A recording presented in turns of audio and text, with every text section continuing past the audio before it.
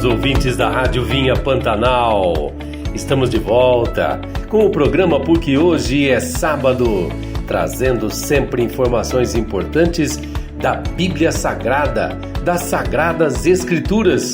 Programa que tem a participação sempre especial do pastor Rosângelo Pinto de Moraes, da Igreja Batista Imperial em Células de Sidrolândia, em Mato Grosso do Sul. E sempre nos últimos programas, e vamos continuar hoje, nós destacamos perguntas intrigantes da Bíblia, aquelas que volta e meia dão um nó na nossa cabeça.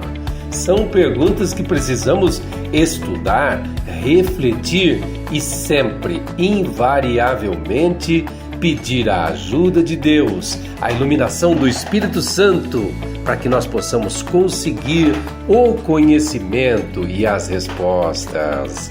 Que bom que você está participando conosco em todo o Brasil e no exterior também. Mande sua mensagem por meio do nosso telefone celular com WhatsApp 99679-6033. O código de área é o 67. Então eu vou repetir. 67 é o nosso DDD em Mato Grosso do Sul e o telefone é 99679-6033. Mande a sua pergunta, mande a sua mensagem. Se gostar, se não gostar, fale conosco pelo WhatsApp. Vamos começar com as perguntas? Pastor Rosângelo, preparado? Vamos lá. Pastor, o livro do Gênesis mostra a criação da terra, da humanidade, dos animais, de toda a natureza. Mas tem uma questão que chama muito a atenção. Como a gente pode explicar ou entender que a terra era sem forma e vazia? A terra era sem forma e vazia, mas o Espírito de Deus pairava sobre as águas. Como a terra era sem forma e vazia, se o Espírito de Deus estava aqui presente? Graça e paz, pastor Rosângelo. A graça e a paz do nosso Senhor Jesus a todos os ouvintes da Rádio Vinha Pantanal. Sou o pastor Rosângelo e é um privilégio estar aqui compartilhando da palavra de Deus com vocês. E já indo direto para a resposta, né? A terra era sem forma e vazia porque Deus a estava construindo, dando forma à terra. E é bem possível que ao dizer que a terra era sem forma e vazia, o escritor de Gênesis tinha em mente o primeiro estágio dos atos criativos de Deus. E isso se harmoniza com a sequência do texto. Porque após dizer que a terra era sem forma, estava vazia, o escritor ele diz que havia trevas sobre a face do abismo e revela que o Espírito de Deus pairava por sobre as águas. Com isso, ele enfatiza que Deus criou todas as coisas do nada e também indica que num primeiro momento da criação, a matéria, o espaço e o tempo estavam ainda informe e o Espírito de Deus agia ativamente, colocando ordem no caos, porque era um caos, e o Espírito estava agindo de forma ativa, plena, sobre tudo isso. E ele deu forma aos cosmos, ele tornou a terra apropriada para abrigar a vida. E assim então foi a construção, assim então foi, digamos, a evolução da terra. O Espírito agindo ativamente, né, com Deus, para que houvesse toda essa construção, essa perfeição que nós podemos ver hoje. Claro, entendido. As mãos do Senhor tocaram o que era sem forma, o que era vazio, e pelo Espírito Espírito de Deus, pelo poder do Senhor, tudo se transformou nesta maravilha que é o planeta Terra, que é o universo sincronizado perfeitamente sob a criação de Deus. Mas tem mais uma pergunta. Não está tudo explicado, não. Vamos em frente? Pastor, muita gente duvida, outros acreditam, a ciência tenta explicar, muitos colocam teses, livros e fazem até filmes. A existência dos dinossauros. Dinossauros existiram mesmo? Haviam animais assim gigantes na Terra? Isso é verdade? Está na Bíblia, pastor? Cremon, a Bíblia não fala diretamente sobre o dinossauro. Mas a palavra de Deus diz que Deus criou todas as coisas. Está lá em Apocalipse 4:11. Então, se ele criou todas as coisas, com certeza inclui o dinossauro. Não é porque a Bíblia não fala diretamente do nome dinossauro, ele não tem existido. Não. Até mesmo porque a palavra dinossauro, ela é uma palavra bem recente, né? Tem aproximadamente 200 anos, né? Portanto, ela não aparece na Bíblia, que é muito mais antiga. Mas estava aqui estudando e no livro de Jó, capítulo 41, do versículo 1 ao 34, fala sobre o Leviatã, ou monstro marinho, e alguns estudiosos associam o Leviatã a um crocodilo, mas a associação mais normal, né, a comparação mais normal da descrição que aparece em Jó é com um místico dragão, né? Porque diz que ele cospe fogo, e é bem possível que seja baseado num dinossauro marinho. Ninguém sabe ao certo se o Leviatã é uma criatura verdadeira ou uma criatura mística. Porque em outras partes da Bíblia, o Leviatã ele simboliza, né, o diabo. Mas de acordo com a descrição de Jó 41, o Leviatã é um monstro marinho muito grande, né, e muito forte também, que não pode ser dominado pelo homem, e que as armas que o homem tinha, né, que era as suas lanças, não penetravam, né, no seu corpo, que era tipo um escudo, tipo uma proteção, né? Ele fala que o couro dele era duro como uma armadura, e seus golpes muito fortes e perigosos. Também diz que eles têm dentes grandes, e fogo sai da boca e fumaça do seu nariz, né? E por onde ele passa, ele deixa um rastro de destruição, né? E agita muitas águas. Então essa descrição que se dá em Jó 41, né, seria mais a descrição de um dinossauro.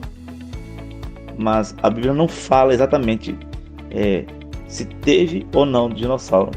Mas nós não podemos negar, né, cientificamente, não podemos negar que não existiu os dinossauros, né, porque está aí, né, todo um estudo demonstrando, né, da existência dos dinossauros. E existem coisas que a Bíblia não vai falar diretamente, mas não é porque ela não fala diretamente naquilo que aquilo não existiu. Amém? Quem assistiu os filmes lá do Parque dos Dinossauros, que acredito tenha sido 3 ou 4 filmes, 3 ou 4 exibições, né? É assim que se fala? Uma série, é assim que se fala? Fica na dúvida, porque são animais representados ali realmente gigantes, imensos. Ainda bem que não existem hoje, né? Que seria de nós. Vamos seguir? Vamos em frente? Se você tem alguma pergunta para mandar para a gente, o nosso telefone com o WhatsApp é o 67 99679 6033. Repetindo, 67 DDD de Mato Grosso do Sul, e o telefone com WhatsApp é o 99679 6033. Vamos partir agora para, ainda na criação, ainda no período da criação, vamos falar da separação das raças, a separação da humanidade em raças diferentes. Pastor Rosângelo, é correto a gente afirmar que a separação da humanidade em raças diferentes, nós temos os orientais, nós temos os europeus, os sul-americanos, nós temos os negros, os pardos, os brancos, nós temos pessoas de todo tipo, né? Você olha para cada um é de um jeitinho, né? Cada raça é de um jeito, com falas diferentes, modo de viver diferente. Essa separação, quando é que ela ocorreu? Foi lá no pecado de Caim, quando ele foi marcado na testa por Deus? Ou está relacionada mais à divisão, à separação dos filhos de Noé logo após a arca parar lá no Monte Ararat? Explica aí, pastor. Veja bem, irmão, mesmo tendo Deus criado apenas um casal, geneticamente ele dotou a raça humana, e não só a raça humana, tá? Mas também os animais, com um potencial enorme para diversidades dentro da espécie. Isso nos fala muito sobre a criatividade de Deus e seu interesse em nos presentear sempre com novidades. As raças, elas podem se diferenciar quando pequenos grupos são isolados. E além da distância, a linguagem é provavelmente o maior fator de isolamento. E quando as línguas foram confundidas lá em Babel, e a Bíblia fala, né, sobre isso, provavelmente pequenos grupos se dissiparam para vários lugares, produzindo grupos isolados que se diferenciaram em raças distintas. E alguns aspectos raciais podem ser o resultado do fato de que certas características fisiológicas são mais vantajosas em determinados ambientes do que em outros. E, por exemplo, nós podemos ver a cor da pele. Você sabia que as pessoas que vivem em regiões tropicais, elas têm a pele mais escura porque a melanina vai proteger a pele dessa pessoa do câncer de pele? Por quê? Porque a luz solar, ela é necessária para produzir vitamina D. Mas a luz solar em excesso, ela aumenta o risco de câncer de pele no ser humano. Então, quem vive em regiões tropicais tende a ter a sua pele mais escura. Por quê? Porque vai ter uma maior concentração de melanina na sua pele, evitando assim o excesso da luz solar, para que não ocorra o câncer de pele. Já pessoas que vivem em latitudes mais altas, a sua pele normalmente vai ser mais clara. Por quê? Porque ela não precisa de tanta proteção assim dos raios solares. Porque em latitudes mais altas, o raio solar ele vai produzir basicamente ele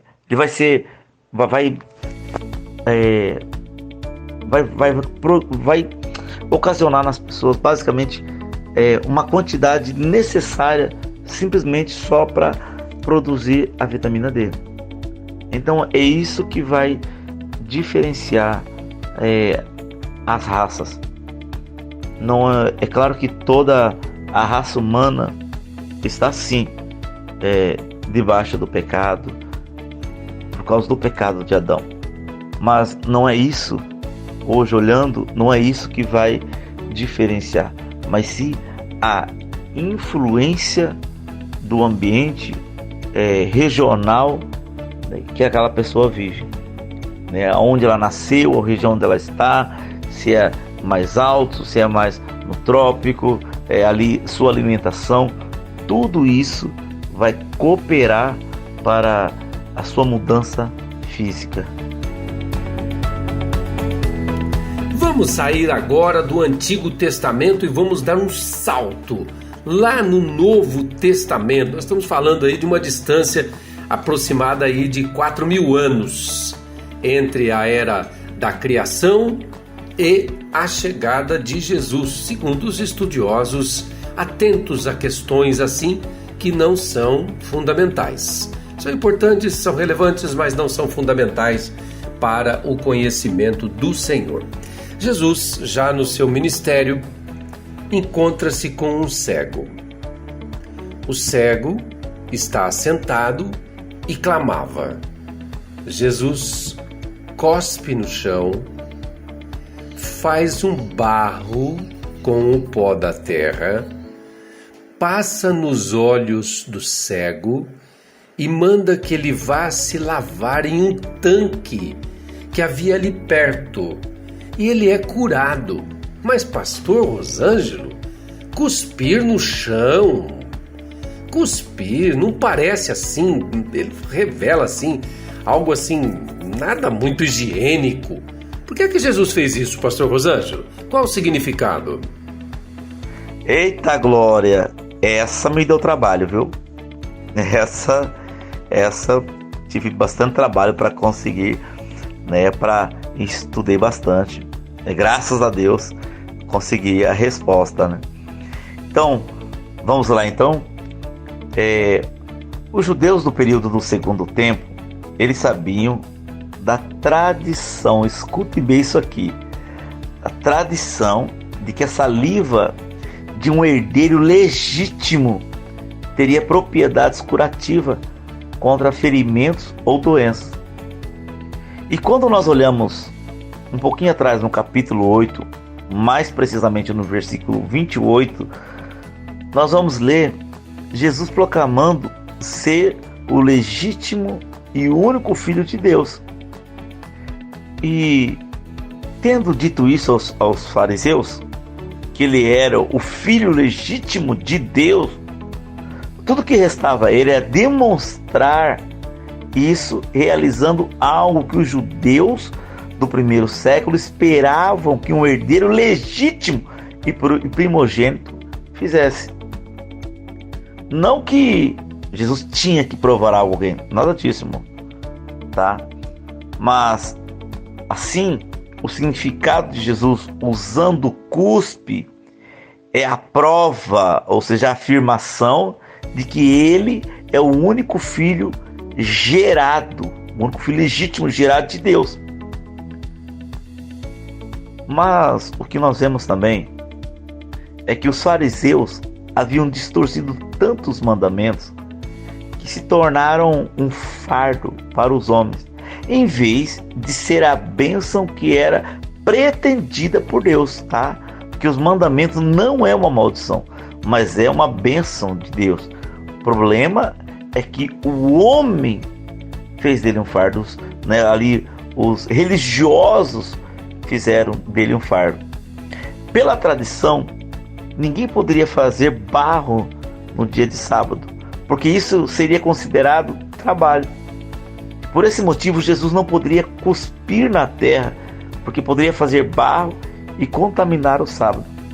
Isso mostra que os escribas e fariseus estavam tão cegos pela religiosidade que nem se importavam que Jesus estava curando um homem cego de nascença.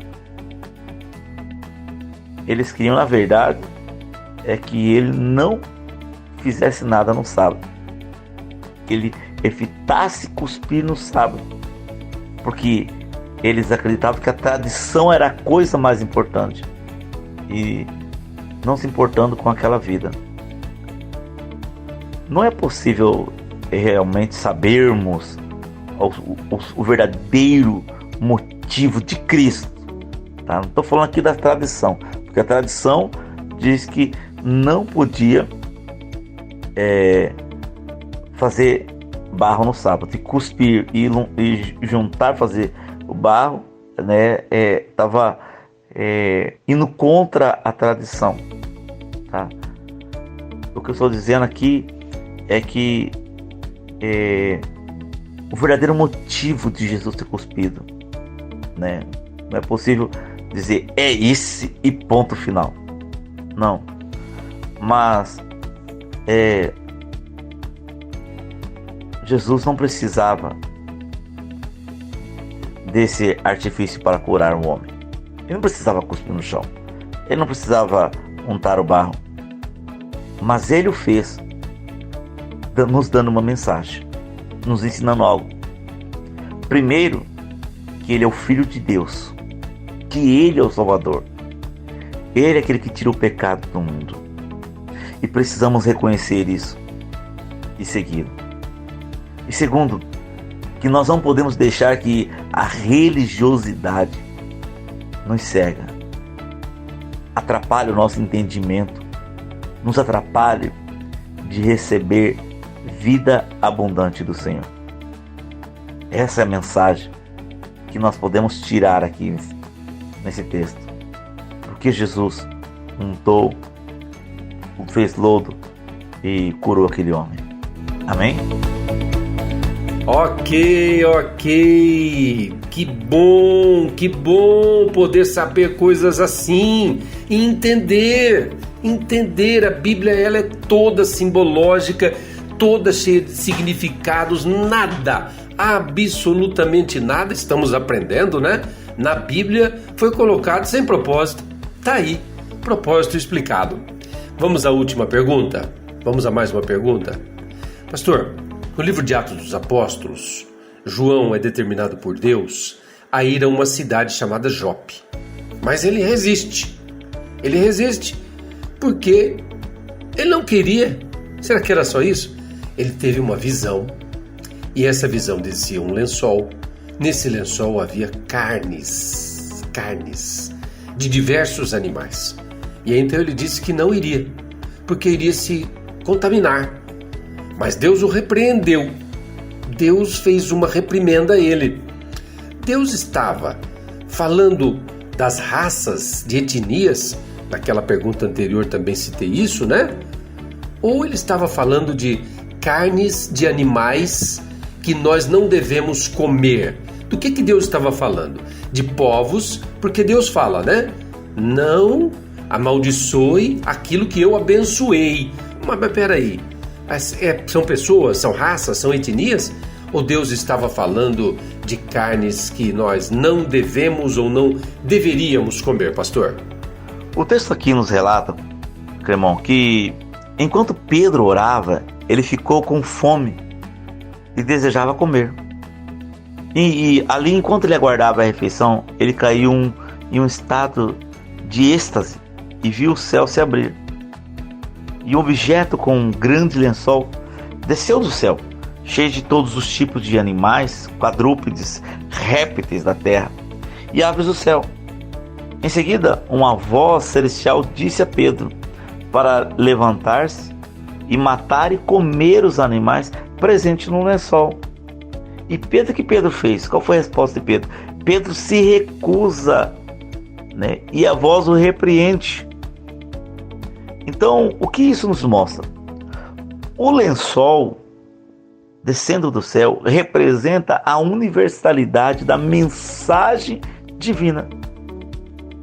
E ali está incluído os animais que eram considerados impuros, simbolizando a inclusão de todas as nações e povos na graça de Deus. A voz celestial desafiou a visão tradicional de Pedro sobre a pureza e impureza, destacando que Deus não faz acepção de pessoas. Essa visão, ela foi um chamado para Pedro superar as barreiras culturais e religiosas da época que separavam os judeus dos gentios, preparando Pedro para a missão de pregar o evangelho a todos, independente de sua origem étnica. E aqui é uma lição poderosa, né, sobre a abertura do Evangelho a todas as nações.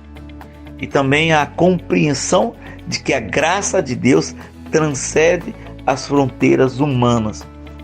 E é logo após essa visão de Pedro que nós vamos ver que um homem chega a Pedro, ele desce, logo depois que ele tem essa visão, ele desce, nós vamos ver que o homem chega a Pedro e chama ele para ir até a casa, né, de Cornélio.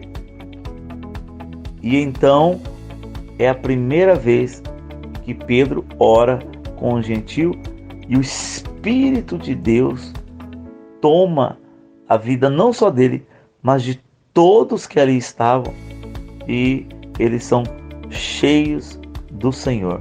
Há um derramar do Espírito Santo após Pedro ter tido esta visão.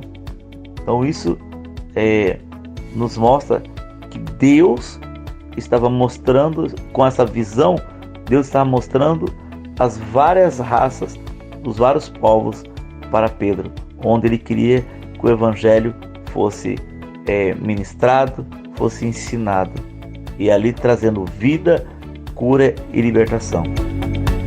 Porque hoje é sábado, aqui na Rádio Vinha Pantanal, em 2 horários, sempre no horário do almoço e no horário do jantar, no finzinho da tarde, sempre pelo horário de Brasília, às 11 e às 18 horas. Se você tem pergunta para fazer, aproveita, anota o nosso telefone com o WhatsApp e já coloca aí no seu celular, 67 9679 6033. Repetindo, 9679 6033. Mande a sua mensagem, tá bom? A gente agradece. Vamos lá, Pastor Rosângelo, chegou aquela hora gostosa aqui no programa. A sua mensagem final e a oração. Nada pode ser feito na obra de Deus sem a unção do Espírito Santo. É a unção do Espírito Santo que nos capacita a fazer qualquer coisa na obra de Deus. Então, nós como cristãos, como filhos de Deus, nós precisamos ter a unção do Espírito, porque ela vai nos capacitar a sermos filhos que verdadeiramente expressem a Deus. Filhos que glorifiquem o Senhor. A unção do Espírito Santo é que vai nos moldar a imagem e semelhança de Deus. Assim como no início da criação, o Espírito de Deus pairava sobre as águas e ele estava pairando sobre o caos. E ali com o Senhor ele trabalha, com Deus ele trabalha para que molde a terra na criação. Assim também é sobre nós. Nós precisamos estar cheios do Espírito Santo de Deus, para que a unção do Espírito nos capacite a sermos cristãos que verdadeiramente manifesta Cristo em tudo que nós fizermos, seja no trabalho, em casa, seja na rua, seja no momento de lazer, enfim, aonde estivermos. Sem essa unção, nós não seremos capazes de ter a identidade de Cristo, de manifestar a identidade de Cristo. Mas quando nós formos cristãos, que tem uma intimidade com o Senhor, um relacionamento pleno com o Senhor, e permitimos que o Espírito Santo nos incendeie, nos encha, então nós seremos capacitados a ter a identidade de Cristo, e nós o expressaremos por onde quer que andamos. Desta forma nós cresceremos como filhos maduros e desfrutaremos de uma vida plena, de uma vida abundante. O próprio Jesus disse que ele veio para que tenhamos vida e vida em abundância. Mas por que não temos hoje? Por que não desfrutamos de uma vida abundante? Você já parou para se perguntar? Porque muitas vezes você não está desfrutando de tudo aquilo que a palavra de Deus diz que você tem, que você pode e que você é. Por quê? Porque eu ainda sou uma criança imatura como filho de Deus. Eu sou filho imaturo, inconsequente. E o Senhor então não pode me entregar aquilo que um filho maduro pode receber. Mas isso porque eu sou imaturo, porque me falta intimidade com o Senhor, relacionamento com o Senhor. E essa intimidade, esse relacionamento é que vai te levar a receber a unção do Espírito Santo para se tornar um filho maduro. Pense nisso. 2024 é o ano das portas abertas. Mas quem é que vai receber? Quem é que vai passar por essa porta? Só os filhos maduros. É os filhos maduros que vão receber. É os filhos maduros que vão desfrutar. É os filhos maduros que vão avançar e que vão romper. Amém? Feche seus olhos. Pai bendito, em nome do teu Filho amado Jesus Cristo, eu peço ao Senhor, toque em cada pessoa nesse momento, cada pessoa que nos ouve, cada pessoa que nos escuta. O Senhor toque, trazendo mudança, trazendo transformação. Assim como o Senhor tocou naquele cego, toque sobre os seus filhos, para que eles possam ver. Porque muitos têm olhos, mas são cegos espiritualmente. Então, Pai, dá visão para eles, dá discernimento, dá entendimento. Leve-os ao Senhor a ver como o Senhor vê, a enxergar como o Senhor enxerga, a compreender como o Senhor compreende. E assim eles possam desfrutar de uma vida abundante e plena no Senhor.